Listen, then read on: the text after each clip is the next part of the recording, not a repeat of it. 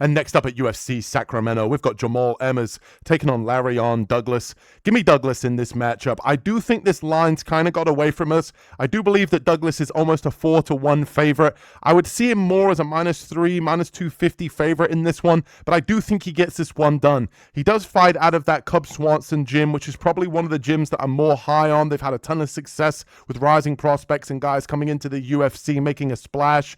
And I do think that Cub Swanson has demonstrated that he is a good coach. But let's talk about Douglas. Power in the hands, walks you down with very measured pressure, and he does have a very nice jab that he will utilize in order to set up his power shots. He does do a good job of showing urgency to get out of the clinch and get out of wrestling exchanges where he knows his bread is buttered on the feet. And I do think if you go back and look at his last fight against Julian Erosa, that he's demonstrated some really good killer instinct. Once he had Erosa hurt, he wasn't diving into his guard. He wasn't looking to kind of flurry him with offense. He was looking to be very measured, throwing one precise punch to do the damage at a time. I think Douglas is a real problem because he's very tough to take down, but he's also very measured. And when he lands and trades with you in the pocket, you can see that he has that power advantage in most of the matchups here at 145. He's a very big, physically stocky guy for 145. And I think in this matchup here against Emmers, he needs to be mindful of two things. The straight shots coming back at him from Emmers, because he does do a good job of spamming straight 1-2s and long-range weapons like the teep kick.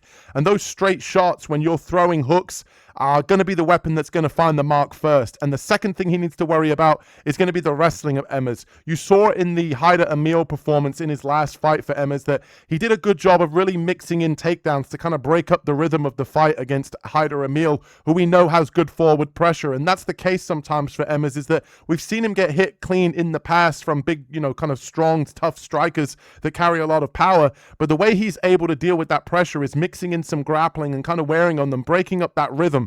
And I do think that Douglas is going to do a good job here of defending the takedowns and keeping this one on the feet, where I think his power advantage is going to give him the edge. So give me Lerryan Douglas here to get this one done. I'm going to say he finds another knockout here in his second UFC performance. Let's see who Carlos has got in this matchup. Okay, in this one, I'm going to go with Lerryan Douglas to get it done. And I think Douglas just has the harder strikes, leg kicks, punches. He's accurate with his striking and defensively. He does hold a traditional guard while he's out in space, but once he closes the distance, he does get a high guard, likes to parry the punches. He's patient. He's waiting for the openings, and I believe Emmers is going to give him those openings. And, Emmers, he does have the height and the reach advantage on Douglas, but not by much. And he overcommits to his strikes, and with his technique and his movement, he looks a little clumsy. So I could just see Douglas. He has good defense, takedown defense. Emmers, I don't think he's really going to take it there, but the way I see this is they're not going to be looking to go to the ground. I could see Douglas, he's going to throw a couple leg kicks. He's going to wait for Emmers to reach over the top of those strikes, and he's going to land something pretty hard. And after that, he should be able to get the finish on him. So I could see Douglas to get this one done.